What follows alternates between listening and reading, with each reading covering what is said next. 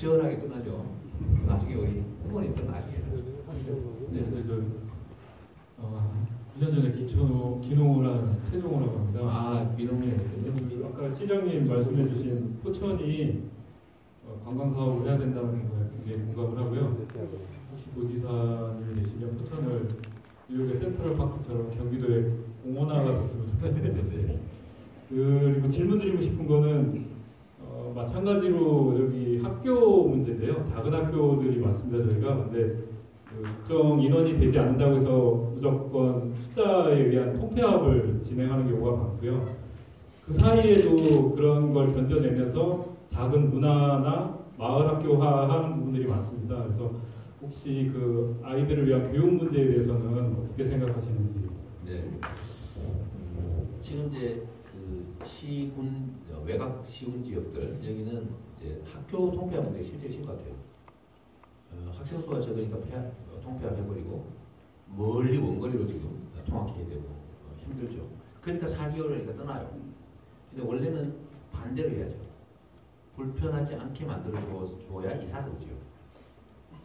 근데 그 비용을 따져보면 실제로는 통폐합해서 얻는 이익보다 통폐합해서 우리 시민들이 겪는 고통이 훨씬 커요. 그리고 이제 크게 길게 보면 사실은 이제 귀농 자체를 막거나 아니면 고통스럽게 만들어가지고 떠나게 하겠죠. 그래서 지금 폐교하거나 통폐합하는 학교들을 어떻게 활용할 거냐에 대해서 논쟁들이 꽤 많은데 제가 한번 이 정책팀 안에서 논의해 본 건 이런 게 있습니다. 지금 이제 캠핑 문화 이런 것도 많이 발전하고 있고요. 또는 그 동네 예술, 그러니까 예술가들의 활동의 장으로 만들어주는 거예요. 그리고 성남에서 그런 것도 해봤는데 낮에는 홍반장, 밤에는 순찰대 역할을 하는 사람을 뽑아가지고 한 동에 18명을 배치해가지고요.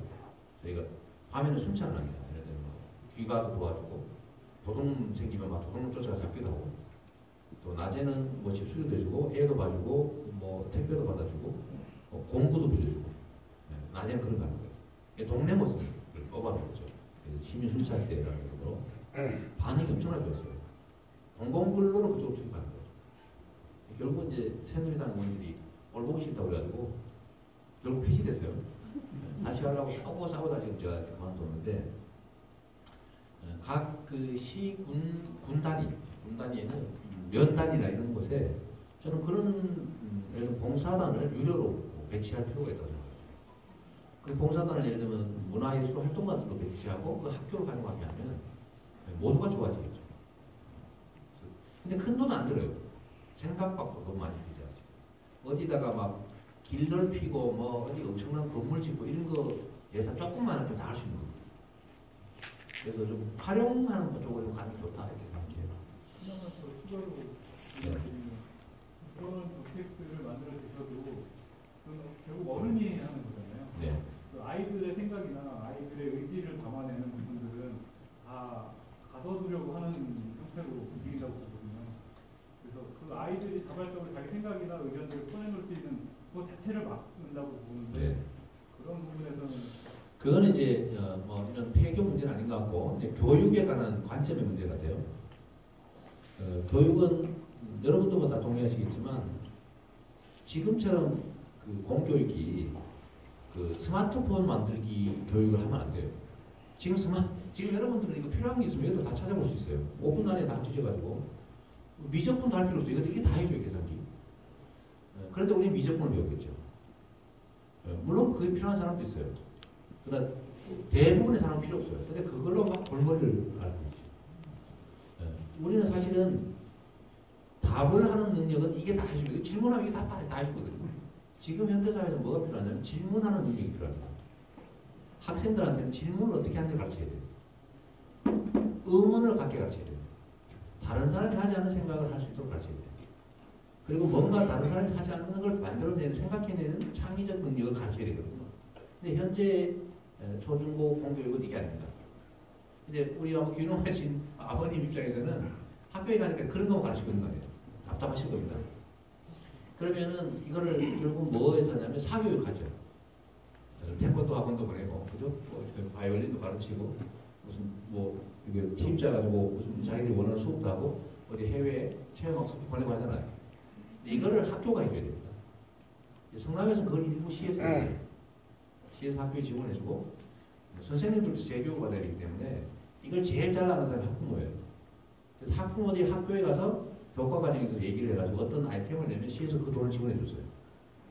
학교에 학교당 8천만 원, 이 학교는 1억 이렇게 정해가지고 이거 줄 테니까 당신이 프로그램 만들어 오세요.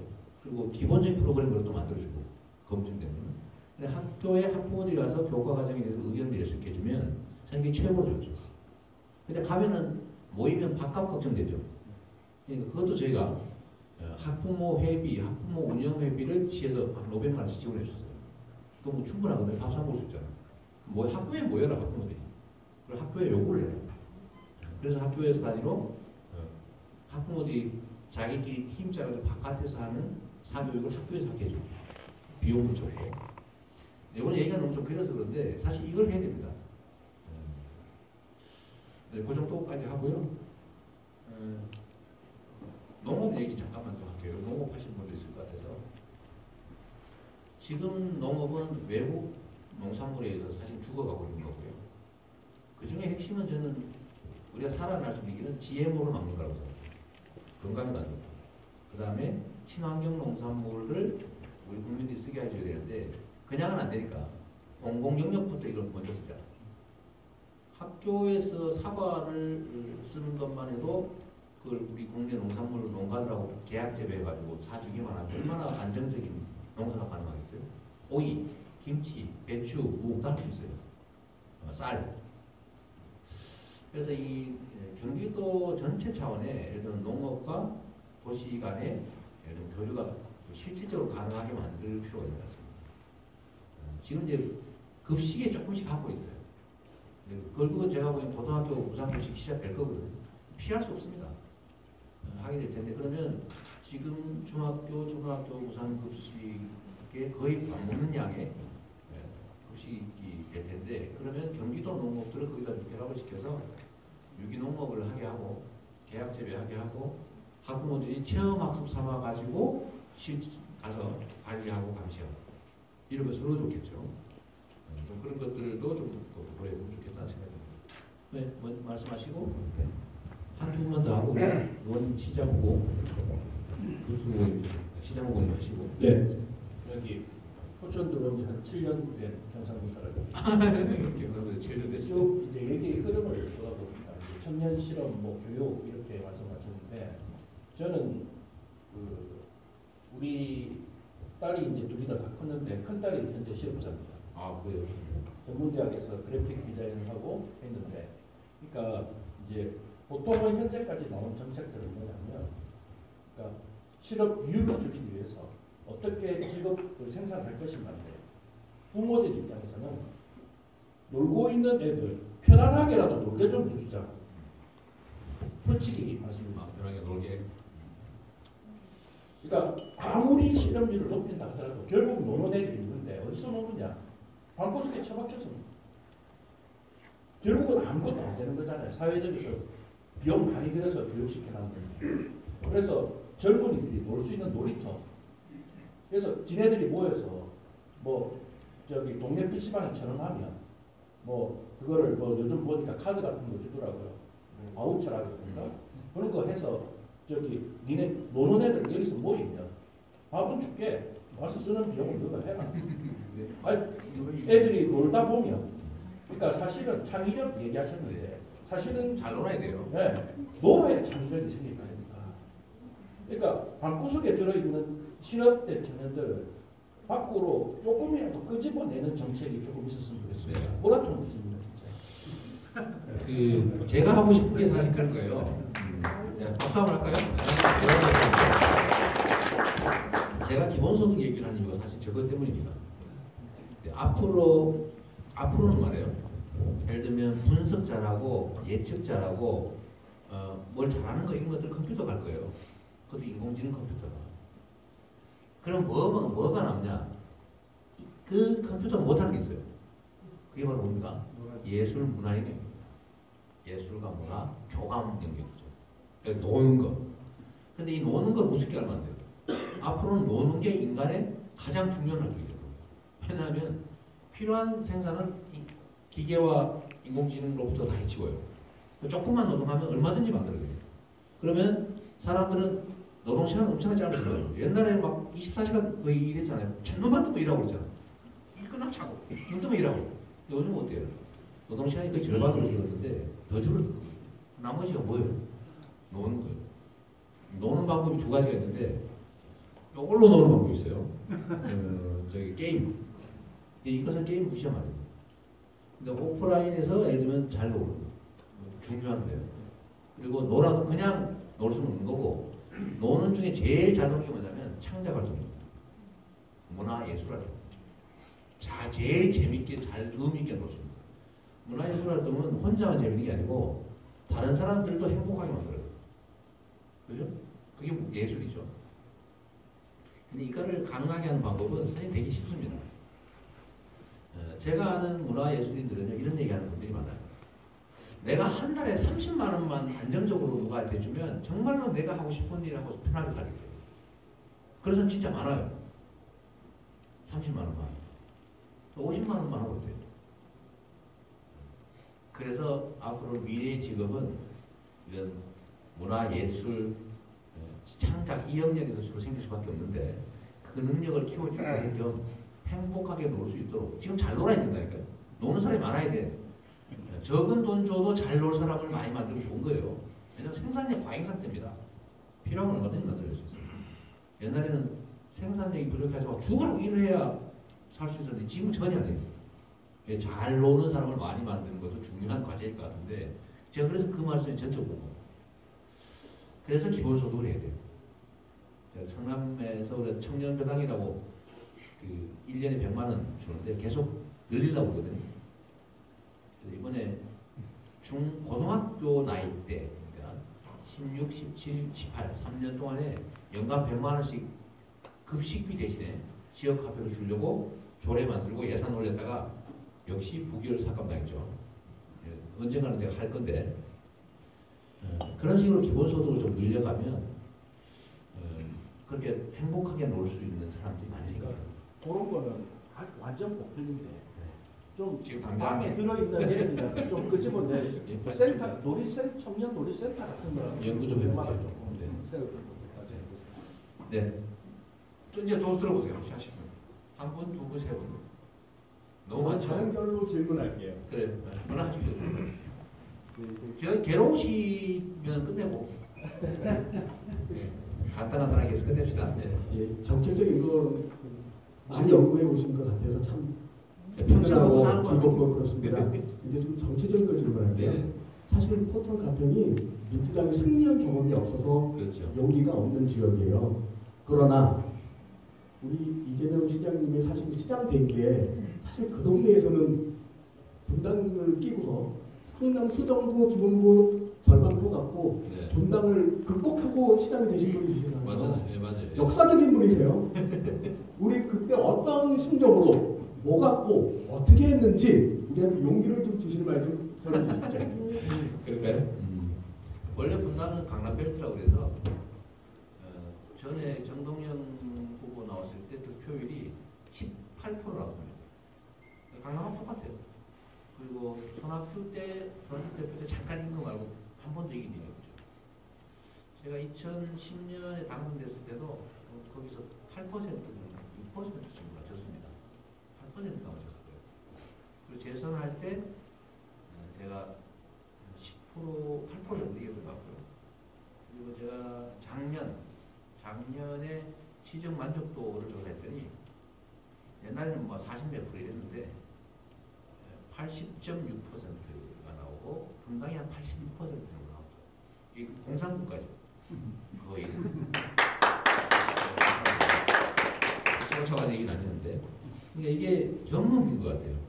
처음에는 다 불신했죠. 저 말갱이 저 소리나 지르고 저기 도대체 뭘 하겠어? 그러다가 제가 처음에 시장 돼가지고요. 분당에 탄천을 제가 걸어서 출퇴근을 했는데 청소도 할 겸 운동도 할 겸 사람도 만날 겸 겸사겸사 다니는데 막 멱살 잡히고 그랬어요. 너 인마 왜 돌아다녀?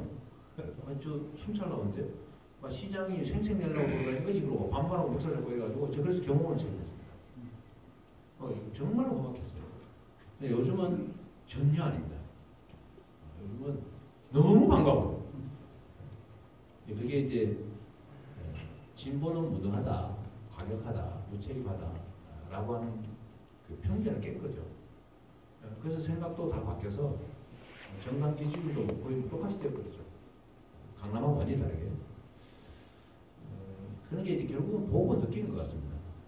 이 포천, 연천, 가평 이런 데는 한 번도 이겨본 일도 없으니 일단 자원이 없어요. 집안에서 끙끙 하는 사람만 많은 거죠. 왜냐하면 전부 다 저쪽을 지지하는 것 같으니까 말 잘못했다가 인간관계 막 나빠질 것 같아서 말을 못하는 거예요. 그죠? 그러니까 자신감이 자꾸 떨어져요. 그 말을 못해요. 이제 말을 할 필요가 있는 것 같아요. 그래서 조직이 중요하죠. 한 명이라도 아는 사람 있으면 얘기하고 또 옆으로 넓혀가는 게 필요하고 거기다 제가 한 권고를 한다면 SNS를 좀 많이 하십시오. 뭐 밴드 좋잖아요. 그다음에 뭐 트위터, 페이스북 너무 광범위하니까 카페 이런 거. 특히 맘카페, 포천에도 맘카페 있나 모르겠는데 있죠. 제가 보기엔 동네에 가장 강력한 모임 제가 맘카페 제일 세요. 제일 세고 영향력도 크고 쉽게 성장하고. 근데 그런 데서 좀 참여하고 그래서 좀 관계들 좀 넓혀나가고 그래서 기초원도 하나 이겨보고 비례라도 하나 이겨보고 보더니 비례 잘하네 민주당 쭉 저기 기초원 잘하네 이런 확산됩니다. 체감을 해야 됩니다. 느껴봐야 돼요. 이론적으로 아무래도 그래서 이번에는 보니까 후보들도 좀 많으시고 이철희 위원장님도 열심히 하시고 하는 거 보니까 성과가 좀 날 것 같아요. 지금 사실은 상황이 좋을 테니까 조금만 더 노력하면 돌파구를 좀 만들어내지 않을까 싶어요. 시장이 그렇지도 않습니다. 네. 우리가 시장 만들었습니다. 시장 언제 만들지? 시장 당선시켰지요. 무소속 아니었어요? 아니 민주당으로 시장 당선됐죠. 그러다가 한 새누리당으로 갔죠. 민주당인 사람이 무소속으로 나온 거거든요. 아니 보궐선거 때 민주당으로 나왔죠. 무소속이었어요, 서장원. 내가 알고 있는데 저기 무슨 장관이 그런 얘기하는 거죠. 제가 알아요. 저하고 열린민주당 후보에서 같이. 근데 탈당해가지고 무소속으로 나왔어요. 자, 여기 한 분 하고. 네. 안녕하십니까. 저는 지금 한 6년째 커피숍을 운영하고 있는데요. 네. 그냥 소상공인 입장에서 궁금한 게 있어가지고 여쭤보려고 그럽니다. 제가 한국에서 지금 소상공인들이 창업할 때 제일 어려운 것 중에 하나가 외국 같은 경우에는 예를 들어서 정부 기관 같은 곳에다가 사업계획서를 잘 써가지고 그게 통과가 되면 지원금 형식이어가지고 혹시 나중에 부도가 나더라도 그걸 갚지 않아도 되기 때문에 좀 약간 좀 부담이 덜한 상태로 창업을 할 수 있는데 한국 같은 경우에는 거의 대부분의 지원금이 다 대출 형식입니다. 당연히 이자율은 낮지만 대출 형식이기 때문에 이거 만약에 저희가 사업을 접게 됐을 때 다 저한테 부담으로 다가오기 때문에 굉장히 소상공인들이 좀 어려움이 많이 있는데요. 소상공인들이 받을 수 있는 거의 유일무이했던 지원금이 고용촉진 지원금이었습니다. 고용촉진 지원금, 고용노동부에서 나오는 거였는데 소상공인들이 실질적으로 받을 수 있는 게 고용촉진 지원금이었었는데 그래서 1종, 2종이 나눠져 있었는데 2종은 지금 지원에서 제외가 됐기 때문에 실질적으로 소상공인들이 받을 수 있는 인건비 지원금 같은 게 전혀 없습니다. 지금 1인 창업이 많기 때문에 이런 지원금이 나오면 좀 좋았는데 저희 같은 경우는 계속 받고 있었는데 갑자기 중단됐어요. 재작년부터 중단돼가지고 작년 6월달까지 한시적으로 좀 예외 기간을 뒀다가 중단됐습니다. 지금 실질적으로 받을 수 있는 소상공인들이 받을 수 있는 지원금이 뭐 두루누리 사업 이거 하나 있는데 이거는 같은 경우에도 190만 원이 넘어가면은 실질적으로 받을 수 없기 때문에 두루누리는 뭐 보험료 대신해 준 거 얘기하는 거죠. 맞습니다. 그것도 지원금 그거 말고는 일자리 안정자금이 거의 유일무이한데 이것도 1년 후에는 어떻게 될지 모르기 때문에 소상공인들 같은 경우에 지원금 받기가 좀 어려운 부분이 많이 있습니다. 저같이 약간 문과 쪽에서 창업하는 사람 입장에서 보면은 거의 정부의 모든 지원금이 IT 쪽에 치중되어 있다는 걸 느낌을 지울 수가 없는데요. 이번에 대통령께서 청년 일자리를 좀 극단적으로 좀 독려하시는 의미에서 지원이 많이 바뀌었는데 그중에서도 5인 기관 사업장 같은 경우에 다 제외됐습니다. 실질적으로 청년들이 창업하는 경우에 5인 이상으로 창업하는 경우는 거의 없기 때문에 실질적으로 좀 지원이 많이 끊겼다고 느끼고 있는데 혹시 5인 미만 창업자에 대한 지원책 같은 거 있으신지 궁금합니다. 제 소관이 아닌 것 같은데요. 그 정부 지원 사업이잖아요. 도차원의 예를 들면 현금 지원 사업은 없는 것 같고 결국 뭐 신용보증 기관을 통한 결국 대출 지원이 거의 다인 것 같습니다. 그렇게 갑자기 말씀하시죠. 뭐 5인 이하를 지원할 방법은 지금 당장 떠오르지 않는데요. 그 법을 만들어야 되거든요. 도지사 권한상이 아니라 제가 말씀을 드리기 좀 어려워서 좀 이해를 부탁드립니다. 좀 덧붙여서 좀 말씀드리면 우리나라는 자영업자가 너무 많아요. 관광으로 먹고 사는 그리스보다 많아요. 아니 70명당 한 개의 식당이 있어요. 30가구당 한 개의 식당이 있는데 30가구가 맨날 밥 사 먹어야 그게 살아남을 수 있어요. 불가능하잖아요. 그냥 맨날 망해요. 1년에 막 6, 70만 개씩 망해갑니다. 창업하는 만큼 망해가지고. 이게 정말 안타까운 현실인데 결국 그거는 이제 고용 부족에서 오는 거고 고용 부족은 아까 얘기한 것처럼 장시간 노동에서 오는 겁니다. 장시간 노동. 장시간 노동을 줄이면 물론 이것도 다른 구조적인 문제도 있긴 해요. 그래서 이게 전체 너무 큰 구조적인 문제가 끼어 있다. 자영업자 비중이 너무 높고 고용 부족도 안정하고 그러니까 물장사는 망하지 않더라, 먹는 장사 망하지 않더라 이런 옛말 믿고 그냥 다 창업하는 거예요. 너무 어렵죠. 그중 살아남는 사람 적고. 그리고 또 한 가지는 아까 말씀하신 것처럼 지원이라고 하는 게 다시 대출이나 망하면 빚쟁이 돼가지고 다시 재기가 불가능해요. 특히 연대보증제도 이런 거 어려운데 그 연대보증제도 뭐 폐지한다고 하는 것 같습니다. 그래서 본인이 대출받아서 하는 것에 대해서는 책임질 수밖에 없는 상태고 다만 이제 준비되고 있는 건 그런 것 같아요. 파산, 개인회생 이런 걸 좀 강화할 거예요. 우리는 파산하면 완전 인생 동쳤다 이런 생각하잖아요. 그런 생각할 수도 없는 거죠. 재기할 기회를 갖는 건 당연하다. 그런 쪽에 좀 관심을 좀 가지면 좋겠고 요 얘기는 여기까지 하겠습니다. 제가 그걸 좀 자세히 말씀드릴 수 없어서 자 여기 한번 하고 우리 시장님께서 말씀하시고 정리하도록 하겠습니다. 네, 저는 송우리에서 그려가는 자영업하고 있는 윤총입니다. 예, 이재명 그 시장님인데 도지사의 당선인은 이건 하나의 주문도 아닌 이 아까 전면에서 말씀하신 답변과 비슷한 답변들인 것 같습니다. 아까 우리 여자분들 남경도지사가 수원산 특단 오늘 이제 끝나지 않습니까? 43번도로 혹시 기억하실랑가 모르겠습니다. 43번도로. 번호는 잘 모르겠고. 43번도 잘 모르고 오늘 오실 때 고속도로로 오셨죠? 제가 오면서 뭘 하고 와가지고 잘. 그래요. 43번도로가 고속도로도 공사를 일찌간 도로입니다. 어디에서 오는 도로? 이 의정부 넘어 축석검문소에서 포천까지 오는. 네. 그래서 지금도 공사를 하고 있어요. 네. 또 선거는 또 바뀌고 있습니다. 네. 물론 여기 오실 우리 다 민주당원 여러분 혹시 또 한국당 분이 계실려면 모르겠지만 지사님이 경기도지사 당선이 되신다면 좀 참고로 하셨다가 이거 좀 검토를 좀 해주시고 그 다음에 아까 그 저임금 이런 거 여러 가지 답변이 자영업자는 저희들로서 한 말씀 드리고 물론 지사님이 결정한 사항은 아니겠지만은 후에 가서 그 회의 시간에 참고를 좀 전해달라는 부탁을 같이 드리겠습니다. 우리 포천에는 아까 말한 소상공인들이 많이 다녀고 있습니다. 네. 아까 지금 성남에 계시지만 시장님 그 여수동에 그 소상공인들이 거의 포천 쪽으로 이전 다 돼 있어요. 아 그래요? 예, 여수동 있던데. 네. 그리고 거기는 아주 좋은 도시가 되어버렸죠.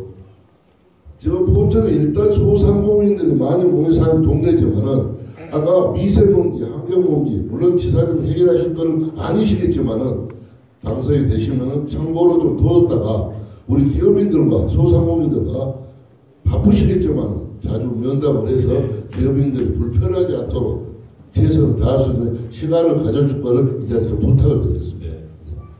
뭐 그런 기회가 있으면 좀 좋겠네요. 일단 제가 기회를 가져야 만날 기회를 만들 것 같은데 감사드리고요. 제가 이 도로 상황은 제가 잘 모르니까 일반적인 말씀을 좀 드리면 원래 정치인들이 온갖 약속을 다 해놓고 생색은 내야 되니까 10개 사업을 동시에 합니다. 근데 예산은 2개 정도 처리할 예산밖에 안 돼요. 그걸 10개로 쪼개서 하니까 어떤 일이 벌어집니까? 찔끔찔끔. 10년, 2년이면 끝날 거 10년 동안 계속해요. 근데 그러다 보니까 공사하다가 중단하고, 공사하다가 중단하고, 공사하다가 물에 떠내려가면 또 다시 하고, 이런 짓 하고 있죠. 그 예산 낭비도 발생하고. 제가 성남시장에 취임하고 나니까 똑같이 돼 있더라고요. 뭘 그리 많이 약속해놨는지 뭘 또 그렇게 설계는 다 해놨어. 생생내더라고. 공사는 못하고. 또 하더라도 찔끔하고 있고.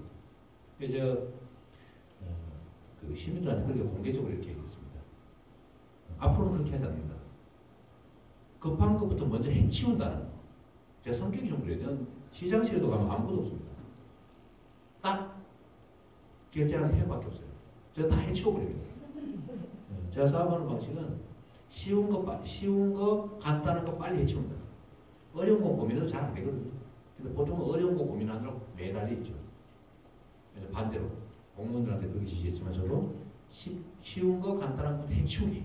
그러니까 정리하는데 각종 사업들도 예산을 우선적으로 꼭 필요한 곳부터 먼저 집중 투자해서 먼저 끝낸다. 그래서 이거 끝내고, 이거 끝내고, 이거 끝내고 이렇게. 그래서 나중에는 결국은 그 성남에 있는 현안들은 거의 다 정리했죠. 이것도 마찬가지입니다. 저는 그렇게는 기회가 되면 그렇게는 절대 하면 안 된다고 생각해요. 낭비가 너무 커요. 쭉 깔면 손해가 발생합니다.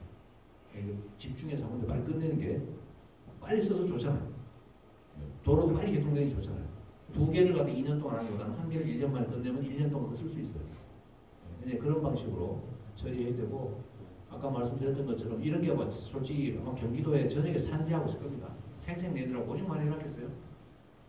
그럴 때 제가 아까 말씀드렸던 것처럼 억울한 지역이 없게 특별한 희생을 치른 곳은 특별한 배려를 한다. 우선적으로. 그거는 꼭 지켜야 된다고 생각합니다. 우리 장승호 시장 후보님 아까 말씀하시려다가 시장님 저도 잘 되는 것 같습니다. 굳이 하시죠. 네네. 조금까지만 하고 그냥 좀 너무 억울하겠죠. 이때까지 기다렸는데. 제가 굉장히 복잡한 걸 하려다가 시간이 넘어갈 것 같아가지고 간단하게. 네네. 그래서 아까 포천 쪽에서 그 살짝 문제를 말씀하셨거든요. 근데 포천이랑 가평이랑 같이 이제 군사 지역인데 이 학생들이 네. 이 지역의 가장 큰 미래라고 생각을 하는데 시장님도 보시면 깜짝 놀랄 일들이 있으라고 하면 현리에 조정 중고등학교가 있습니다. 근데 그 거기서 100m도 안 되는 곳에서 사격을 하고 그 소리가 막 들리고 그리고 예전에 저희가 집을 지면 나무쌈 들어오고 나무쌈 거기다 몰랐어요. 철조망을 놓거나 아니면 유리를 벽을 깨가지고 유리를 꽂아놨습니다. 아직도 학교 답에 그것이 꽂혀 있고 교실 2층에 올라가서 보면은 공병대에서 차를 겨울이면은 워밍업을 쫙 세워놓고 30분 이상 시동을 걸어놓은 게 뒤가 학교를 향하고 있습니다. 근데 이것이 비단 가평 조정 중고등학교 문제가 아니라 포천 시내에도 많은 학교가 그러한 것이 있다고 생각합니다. 가장 큰 뭐냐면 경기도나 대한민국 미래를 짊어지고 학생들의 교육 수준이 지금 그런 거로 있는데 세상 경기도 북부 지역 군사 지역은 많은 것이 있으니까 그거에 대해서 도의사가 되셔가지고 반드시 그러한 전수조사를 하셔가지고 좋은 분위기에서 학생들이 교육을 받을 수 있는 그런 경기도가 될 수 있도록 노력해 주셨으면 고맙겠습니다. 네. 고맙습니다. 같이 노력하기로 하죠. 네. 말씀하셨는데 이건 이제 교육청소가 당부해서 경기도에서 하긴 좀 어려울 테고 원래 기초자치단체하고 교육청하고 매칭 펀드로 5대5 부담해서 학교시설 개선 사업은 하고 있는데 아마 이 포천이 자체 재정이 좀 많이 부족하니까 좀 못할 수도 있을 텐데요. 그 같이 좀 의논해서 뭔가 방법만 찾아보겠습니다. 그것도 너무 억울하잖아요. 안 그래도 시골 살고 있는데 학교까지 보시면 얼마나 해보겠어요. 공정하게. 네. 또 아까 우리 이제 그만하시면 하겠어요. 제가 우리 후보님께 선물 하나 드릴 게 있었어요. 선물 안 하셔도 돼요. 나도 따로 주세요. 아니 그 선물에 마이크 주시면 제가 안 하셔도 돼요. 포천이 그 예의가 바른 곳인가 봐요. 오늘 우리 후보님 깜짝 놀라셨을 겁니다. 포천 수준이 이렇게 높습니다. 아마 대선 토론회 한 같은 그런 느낌을 받으셨으리라고 생각합니다. 잘 아시겠습니다만 포천이 굉장히 어려운 지역입니다. 그런데 오늘 이 먼 곳까지 이렇게 오셨는데 저희가 선물을 드리지 않고 그냥 보내드릴 수가 없어서 한 가지만 약속을 해주시면 큰 선물 하나 드리도록 하겠습니다. 이제 머지않은 날 우리 지방선거가 시작이 됩니다. 우리 이번에 이철희 위원장님께서 이 어려운 지역에 참고로 저는 이철희 위원장님 내정되시기 전에 여기 직무대행을 맡고 있었습니다. 그렇군요. 네. 이 어려운 지역에 이렇게 또 힘든 일을 맡으셨습니다. 근데 이번에 후보분들은 정말 아주 그냥 포천에서 꼭 필요하신 분들로만 이렇게 구성이 잘 되어 있습니다. 선거 기간에 우리 지사님도 선거 바쁘시겠습니다만은 하루 정도 시간을 내셔서 포천 지역을 방문하셔서 후보들과 같이 유세 차량에서 한번 손을 맞잡고 힘찬 연설을 한번 해 주실 수 있는지 예 아니로만 답변해 주시기 바랍니다. 당연히 오겠죠. 예 아니로 그리고 두 번째로 선물 드리겠습니다. 여기 오늘 모이신 분들은 우리 더불어민주당 포천 가평 핵심 당원이 줄을 이루고 있는 것 같습니다. 그 어려운 질곡의 현장에서 민주화와 포천 발전을 위해서 다 같이 노력했던 분들로 이렇게 자리를 함께 했습니다. 우리가 이번에 제 뉴스 특보에 의하면 6월 13일 날 경기도지사는 이재명이라고 이렇게 어제 자막을 확인했습니다. 그래서 우리 여기에 계신 핵심 당원들이 이재명 도지사 염원하고 또 기대를 하고 있습니다. 그거에 덧붙여서 큰 박수로 선물을 한번 드리도록 하겠습니다. 박수 드리겠습니다.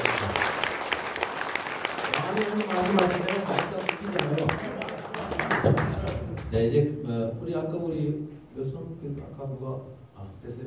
그러면 아까 제일 먼저 손 드시고 양보하신 우리 장승호 우리 후보님께서 인사삼아 한 말씀 하시고 제가 저기에서 말씀드리겠습니다. 반갑습니다. 앞에 지금 말씀하신 거 다 들으니까 사실은 다 포천 시민들이 현안을 다 이야기하신 것 같아서 오늘 저는 만약에 제가 후보됐다면 공약집을 만들어도 될 것 같은, 그리고 마지막 우리 개주에서도 400m 달릴 때 맨 마지막 제가 질문을 하다 보니까 마지막 주자가 잘 뛰어야 된다라는 게 생각이 들었어요. 그래서 우리 이재명 후보님하고는 여러 차례 뵌 적이 있습니다. 하지만 이렇게 질문을 드리는 것은 아마 오늘이 처음인 것 같습니다. 항상 그냥 끌어안고 웃기만 했습니다. 근데 제가 질문을 좀 드리겠습니다. 아까 다 나왔기 때문에 이 안에서 있습니다. 하지만 우리 포천은 사실 지형적으로 굉장히 특이한 지형을 가지고 있습니다. 우리 시민들도 잘 아실지 어떨지 모르겠습니다만 저도 여기서 20년 살았습니다. 사실 가평을 제가 잘 압니다. 아까 질문하셨지만 저는 가평에서 맹호부대에서 군생활을 했습니다. 그러면서 사령부에서 별둘 사단장님 모시고 있었는데 그런 군사적인 시설을 너무나 잘 알아요. 원평 사격장, 승전훈련장, 로드리게스 다 제가 다녀본 곳입니다. 너무나 잘 알아요. 그리고 그 군사적 요충지를 없앨 수가 없는 거라는 것도 잘 알고 있습니다. 제가 드리고 싶은 거는 두 가지입니다. 아까 핵심이었는데요. 첫 번째로는 군사적인 시설을 과연 어떻게 할 것인가. 또 하나는 두 번째로 지금 저희 지역의 가장 큰 이슈이죠. 석탄 화력발전소 우리가 일명 이야기하고 있습니다. 이거 참 필요하기도 한데 여론 자체를 바꿔야 된다는 게 저희 생각입니다. 저는 제안 아닌 제안을 한번 드리고 싶습니다. 첫 번째로는 군사적인 겁니다. 로드게스 훈련장인데 그 영중면이 소재하고 있어요. 이 영중면은 사실은 그렇게 규모가 큰 면 단위가 아닙니다. 제 개인적인 생각입니다. 여기서 개인적인 생각을 말씀드리자면 영중면에 있는 분들에게 큰 보상을 해서 이주했으면 좋겠다는 생각을 가집니다. 그리고 또 하나는 석탄 화력발전소입니다. 석탄 화력발전소는 여론을 바꿀 수 있는 방법을 뭔가 해야 된다. 다만 포천시장이나 아니면은 경기도지사가 할 수 있는 범위를 벗어날 수 있는 일일 수도 있습니다. 다만 이 부분에 대해서 어떤 식으로든지 역할이 필요하다. 누군가가 포천시장도 포천시장 나름대로의 역할, 경기도지사는 경기도지사의 나름대로의 역할입니다. 미세먼지가 굉장히 안 좋다고 아까 말씀하셨죠. 현실입니다. 포천이 현실이거든요. 그래서 석탄 화력발전소의 여론 교체, 석탄이 아닌 LNG, 그리고 또 하나는 사육장에 대한 영중면에 대한 보상을 어떤 식으로든지 국방부 차원이든 청와대 차원이든 뭔가 역할을 할 수 있는 역할론을 한번 여쭤보고 싶습니다. 감사합니다. 네, 본인이 다 말씀하셨으니까 저는 추가로 말씀드리지 않고 여기서 이제 끝나도록 하고요. 우리 위원장님, 저는 아까 우리 말씀하셨던 더 하나씩. 우리 장승호 위원장님 그 선전하시기 바라고요.